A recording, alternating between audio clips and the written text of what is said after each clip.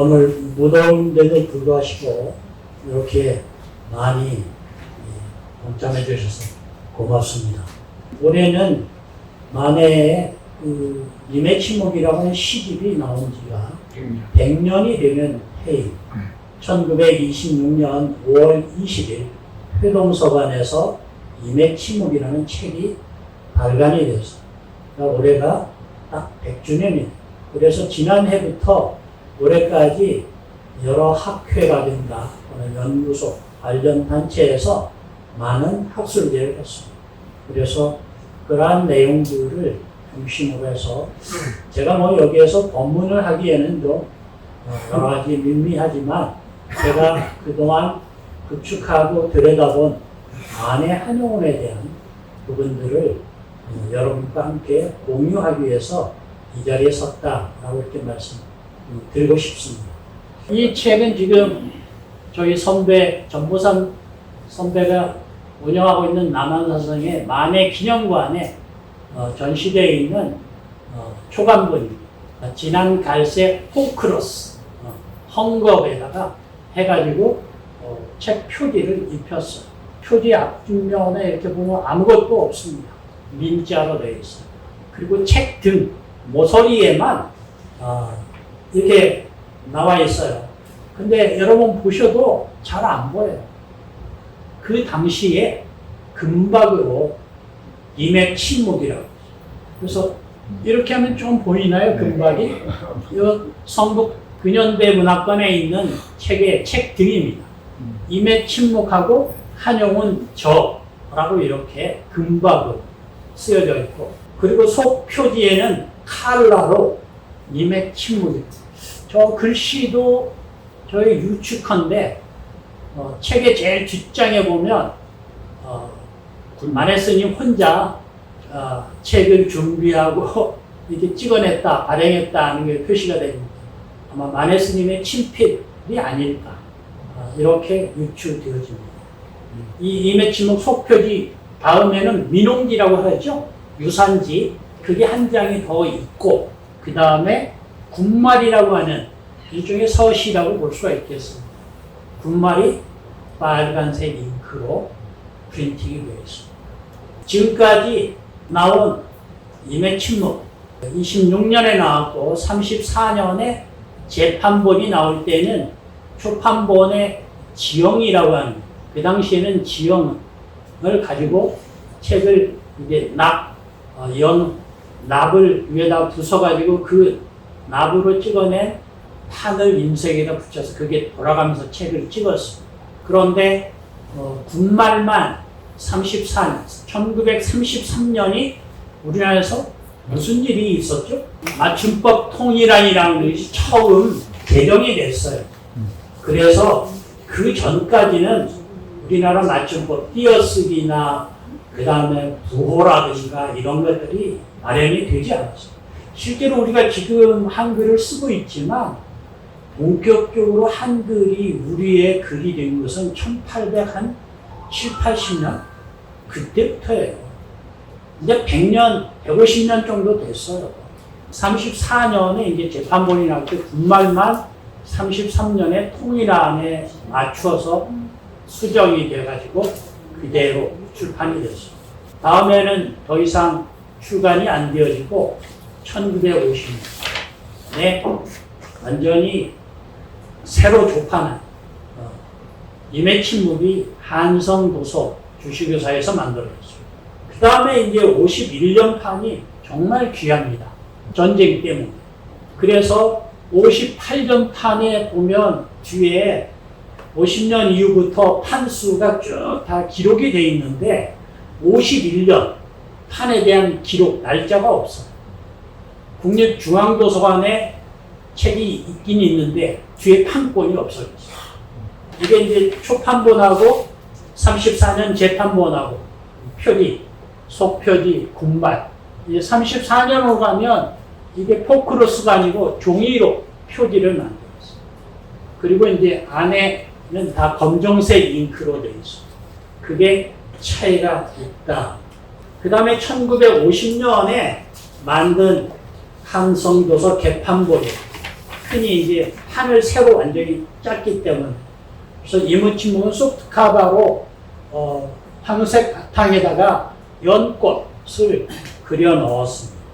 그 다음에 속표지는 초판본의 이매침묵을 그대로 빨간색, 그리고 민홍지 대신에 다음 속표지 다음에는 만해 스님의 사진을 여기다 집어넣었어요.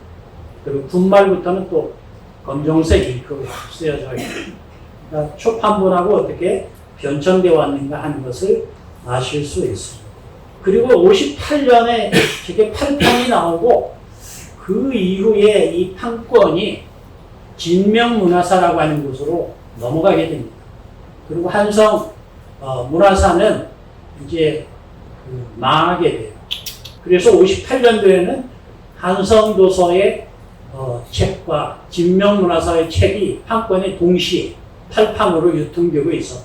그 다음에 이제 72년에 다시 진명에서 새로 발굴되어진 만해 스님의 시도라든가 이런 것들을 조선일보나 동아일보에 실었던 것들을 발굴해서 여기에 실었습니다. 그리고 94년에 다시 새롭게 지금의 어법에 맞게 출판한 게 돌아다니고 있습니다. 한성하고 진명이 58년도 판권인데 동시에 다 8판이라고 이렇게 표시되어 있는 것을 우리가 볼 수가 있습니다. 그래서 지금까지 나와 있는 소위 말하면 신구에서 1973년에 한영은 전집이라고 하는 것이 만들어지기 전까지 이매침묵이 어떻게 유통되어져서 따르게 됐는가라고 하는 것을 유형화시키면 다음과 같이 세 가지를 이렇게 나눠볼 수 있습니다. 주로 이제 한성 도서본, 그 다음에 73년에 신구 문화사본, 만해 연구소에서 만든 민족사본, 이렇게 크게 세 가지로 나눠볼 수 있는데, 우리나라의 거의 모든 출판사는 50년에 나왔던 한성 도서본을 소위 말하면 모본으로 삼아서 그것을 100개 쓰고 100개 쓰고 해서 지금까지 흘러오고 있습니다. 근데 문제는 50년에 나왔던 한성 도서본이 가장 많은 오류를 가지고 있어요. 근데 그런 오류를 초판본하고 대조하는 일을 안 하고, 왜냐하면 1926년에 나온 거 34년에 나온 책이 귀하다고, 6.25 전쟁을 치르면서 거의 대부분 없어졌다고 봐야 됩니다. 그러니까 지금 1억 5천만 원이라는 돈으로 거래되고 있습니다. 그러니까 대부분의 출판사들이 100개 쓰기에 익숙해졌어요. 그런 일들이 나오게 돼서 1980년에 만해사상 연구회라고 하는 곳에서 정본 이매침묵이라는 것을 만들어냈습니다. 그게 이 책입니다. 이게 이제 80년에 제가 대학원 다닐 때인데 저희 선배들이 만해사상 연구회라고 하는 것을 성북동 시무장에 들어가서 만들었습니다. 그 다음에 이제 이매침묵에서 침묵이라고 하는 게 어디서 왔을까? 저의 항상 큰 의문이었습니다. 24년에 저희 연구소에서 송광사의 중요한 자료가 성도박물관에 있다고 하는 것을 아시고 알고 출장을 갔습니다. 1박 2일로 가서 그 서구 안에 있는 여러 책들을 저희가 열람해서 보게 됐는데, 송광사의 금명 보정 스님이 쓰신 책이 가운데 이제 제3권, 거기에 보면 봉차 한영은 옥중감회라고 하는, 소위 말하면 만해 스님이 서대문 연구소에 있을 때 옥중감회라고 하는 시를 지었는데 그게 아마 바깥으로 나와서 여기까지 전달이 됐나 봐요. 여기에 보면 이제 제일 왼쪽에 있는 농산앵무 능언어 이렇게 돼 있어요. 농산앵무, 농산이라는 게 지금의 이제 중국의 협서성, 흔히 이제 섬서성이라고 그러죠. 농산이라고 하는 것이 사람의 말을 그대로 따라서 잘 말하는 앵무새가 많이 자라는 것이 거기래요.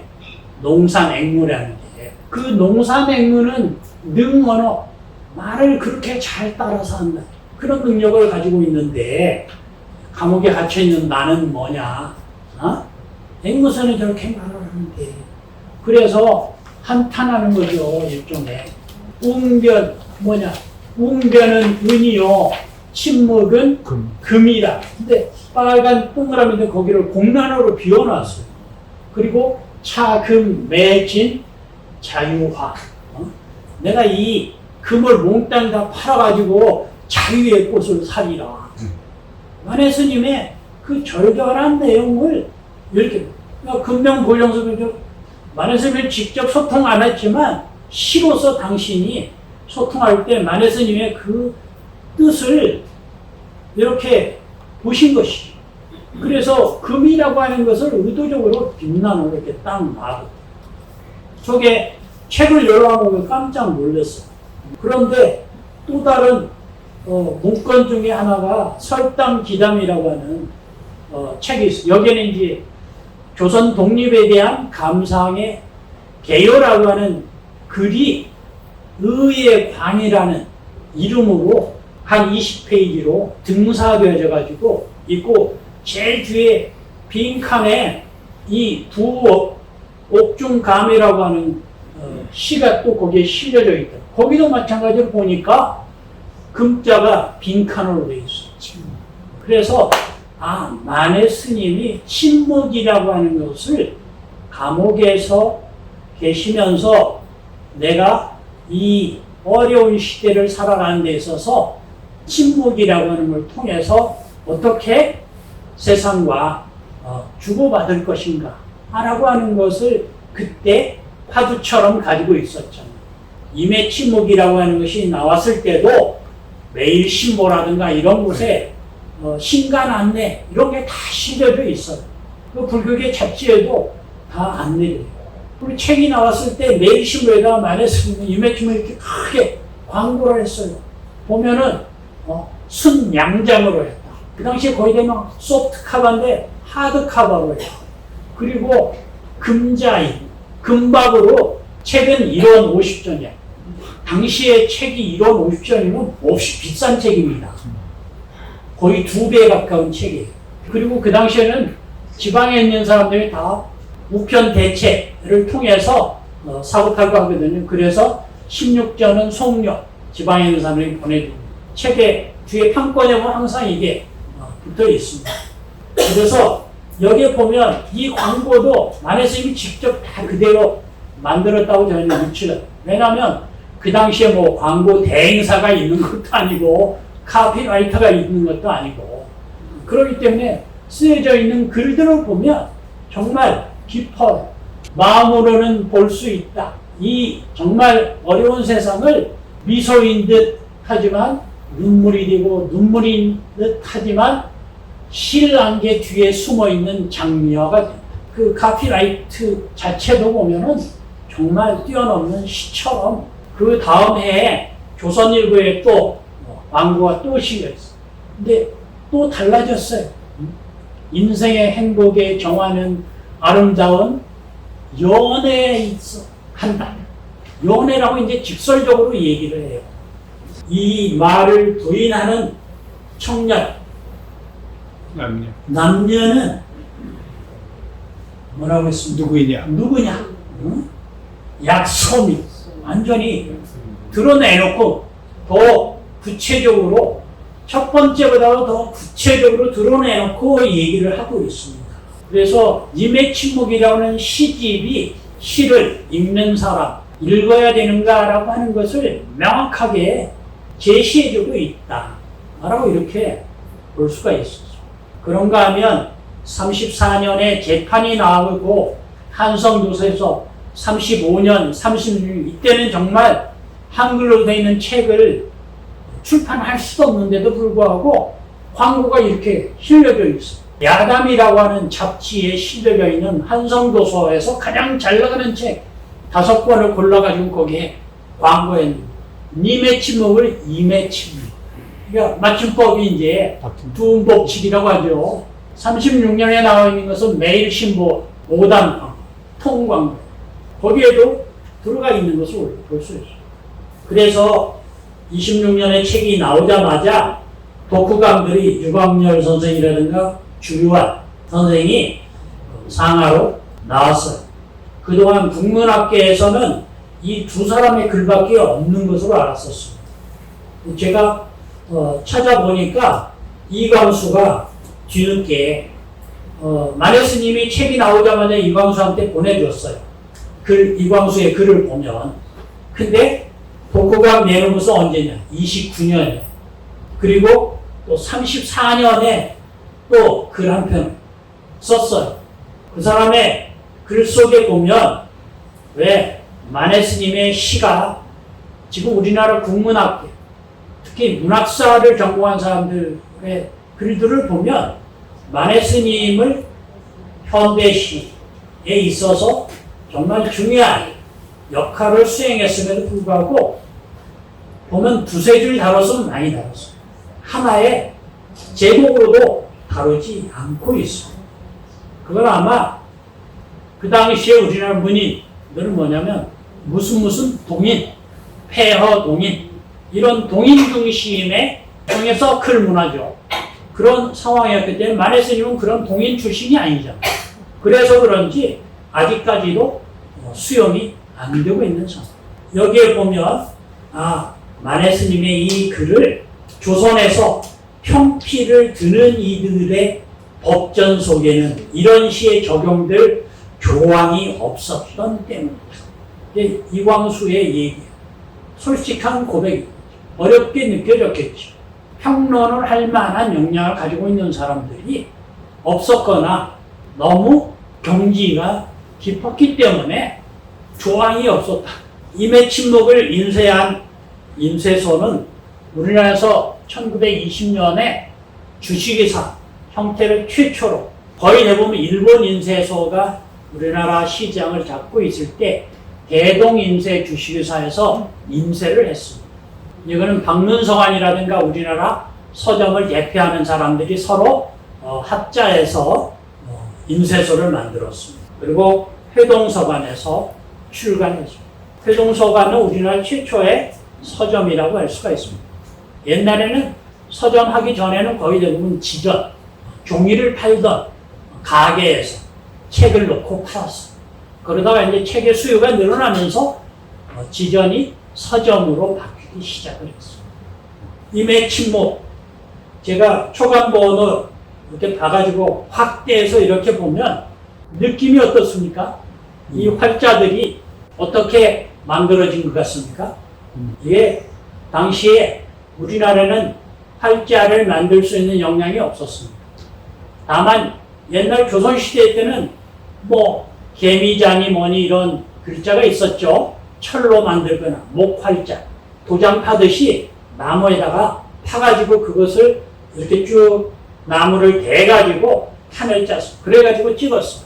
근데 이것들을 보면 일본에서 이제 제국은 1880년대 초반에 일본에서 만들었는데 보면은 붓글씨로 한글을 써요. 그래서 그것을 찍어서 활자를 만드는 기계에다 넣고 파내. 그래서 보면은 임은 같습니다. 보면 이렇게 쓰여져 있는 걸 볼 수 있습니다. 그래서 그 당시에 이게 교회나 성당에는 자기의 그 활자들이 있었어요. 일본에서 만들어가지고. 그래서 임해침묵의 활자하고 서로 다르다라고 하는 걸 볼 수 있어요. 3.1운동 때 1919년에 이제 용성 스님이 하고 함께 일하시게 되어서 불교를 대표하는 두 분이 들어가셨고, 이때 이제 일본 검사들이 개동 43번지에 있는 만해 스님의 방을 4월 14일에 수색으로 들어갔어요. 아마 어디 창고 속에서 나온 것 같아요. 근데 거기에 보면 압수물건 목록에 보면 딱 두 가지 물건밖에 없어요. 가서 뒤졌는데 하나는 뭐냐, 학지우라고 하는 잡지, 3.1운동 들어가기 전에 유심 잡지를 만들었던 그 편집 원고 자료들이 한 박스 딱 두 가지밖에. 지금 유심사라고 하는 저희 개동에 가면 지금도 있거든요. 거기에 이런 내용들이 담겨져 있고, 그 다음에 이제 만해 스님을 또 뒤졌어요. 옆에 나와 있는 것은 신원조의 왼쪽에 있는 것은 만해 스님의 호적 등본입니다. 여러분이 아마 그동안 만해 스님은 호적이 없는 것으로 알고 있는데 1917년 출가해서 신흥사에서 호적을 등록을 해요. 저희가 유축한데 이것은 유심이라고 하는 잡지를 허가를 받으려면 이게 제출돼요. 그러기 위해서 만들었지 않겠는가.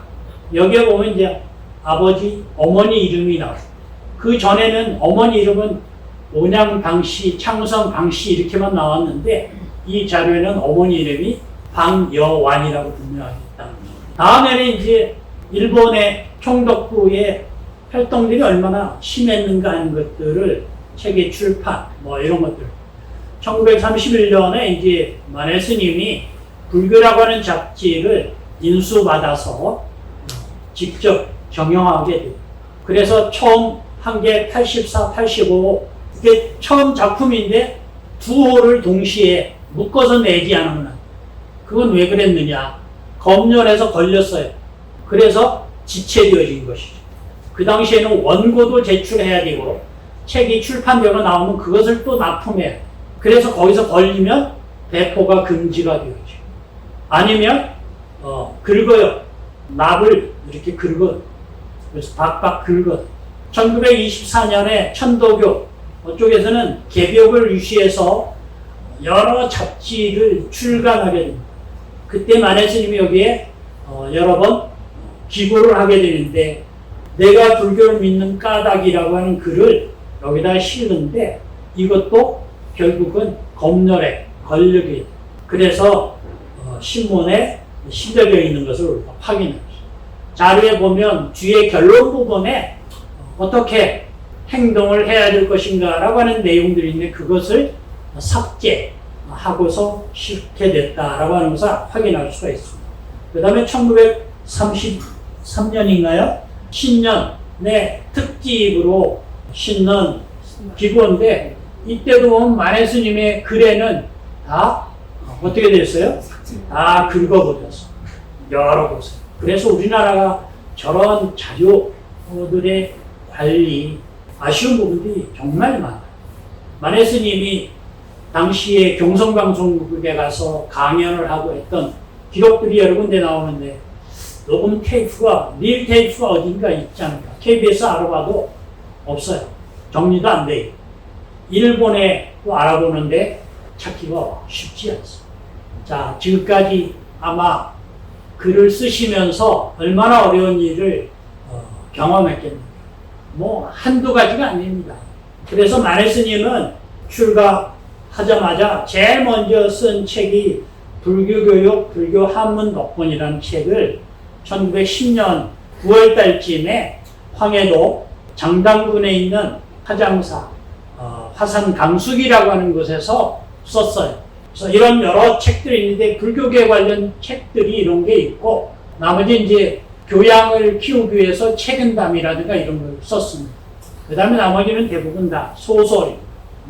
저는 이제 만해 스님의 이런 많은 저술들 가운데 불교 대전이 가장 중요한 책 가운데 하나이고 두 번째로는 임해친묵이고 셋째로는 시편담 주해가 아닐까 이런 생각이 듭니다. 불교 대전을 보게 되면 국한문 혼용체로 보면 그 당시에 어머사에서 돈을 대줘가서 출판을 했습니다. 최고급 양장본하고 좀 가볍게 한 두 가지 정장을 해서 출간을 했습니다. 지금도 보면 정말 잘 됐어요. 요철로 이렇게 책 표지가 되어 있는 거예요. 그리고 책 등에는 금장으로 되어 있어요. 약 1750건의 경전을 인용해가지고 일본의 불교 성전의 거의 2배 이상의 내용이 일본에서 1902년에 불교 성전이 나왔는데 그것은 주로 불교의 교리적인 측면들을 얘기하고 있다고 한다면 만해 스님의 불교 대전은 일상생활을 어떻게 잘 살아가야 될 건가. 흔히 말하면 대치품이라고 얘기합니다. 친구 간에는 어떻게 해야 돼? 부부지간에는 어떻게 해야 돼? 스승과 제자 간에는 어떻게 해야 돼? 나라를 경영하는 사람은 어떻게 해야 됩니까? 이런 부분을 아주 구체적으로 경전 속에 담겨져 있는 내용을 갖다가 정리해 놨어. 그래서 이 불교 경전의 그 부분들을 뽑아서 지금의 우리의 언어로 쉽게 번역을 하면 청소년들이 공부할 때 어떻게 공부를 해야 되는지, 사업을 하는 사람은 어떻게 해야 돼, 그런 것들을 좀 많이 불교계에서 책으로 좀 쉽게 젊은이들도 접근할 수 있도록 해주면 좋지 않겠는가. 우리 중생이 차 안에서 피아노로 가는 그러한 길이 어떻게 밟아가면 그렇게 갈 수 있는가. 그리고 나도 부처가 될 수 있는 길이 무엇인가. 그런 것을 가장 잘 설명해 놓은 게 불교 대전이 아닐까라고 저는 생각을 했습니다. 그 다음에 둘째, 임의 침묵이라고 하는 것은 당신이 불교 대전을 만들어 놓고 그렇게 하다 보니까 불교 대전이 한글로 나왔다고 해도 아직도 어렵다. 그래서 임의 침묵이 필요한 게 아닌가. 그래서 내놨다라고 이렇게 봐집니다. 부처에서 다시 중생으로 일종의 이제 그 지장보살과 같은 그러한 입장으로 부처가 또는 불교가 어떤 역할을 수행을 합니다. 그런 어려움 속에 빠져 있는 불교의 대사회적인 역할을 강조하는 책으로서 임의 침묵을 내놓은 게 아닌가라고 이렇게 가지고 마지막으로 시편단 주에는 결국은 불교 대변이나 임의 침묵도 또 깨달음의 분상에서 보면 부처나 중생이나 중생은 곧 부처이고 라고 하는 이런 결국은 만해 스님은 여러 글 속에서 청년을 상대로 해서 말한 글 속에도 보면 공부 열심히 해야 된다. 불교에서도 교, 선 다 함께 해야 된다. 그러나 이게 따로 있지 않다. 더 나아가서는 깨달음 후에도 계속해서 실천하지 않으면 깨달음이란 힘으로서 기능하지 않는다. 그래서 누구보다도 실천을 강조하신 대표적인 스님이 만해 스님이었다라고 이렇게 저는 공부하면서 느껴졌습니다. 그래서 만해 스님의 여러 글 속에서는 자아를 해탈하라 라고 하는 것들도 누가 나를 해탈시켜주는 게 아니라 내가 하지 않으면 나를 둘러싸고 있는 이 옥쇠를 벗어낼 길이 없다. 그래서 만해 스님은 어려운 개박이라고 하는 단어를 써요. 개박. 개박이라는 게 깍 얽어맨다. 그런 누가 나를 얽어매는, 누가 나를 스트레스를 주는 게 아니라 내가 그 스트레스를 가지고 있기 때문에 놓아주고. 우리는 아직도 스트레스를 누가 밖에서 나한테 준다고 하잖아요. 그걸 패스, 놓아두면 돼요. 그런 의미로서 봐야 될 것 같습니다. 그래서 불교 개혁안에 대해서도 항상 그런 말씀들을 계속해서 반복적으로 하고 있습니다. 라고 하는 점을 제가 너무 긴 시간을 말씀드리는 몹시 피곤할 것 같습니다.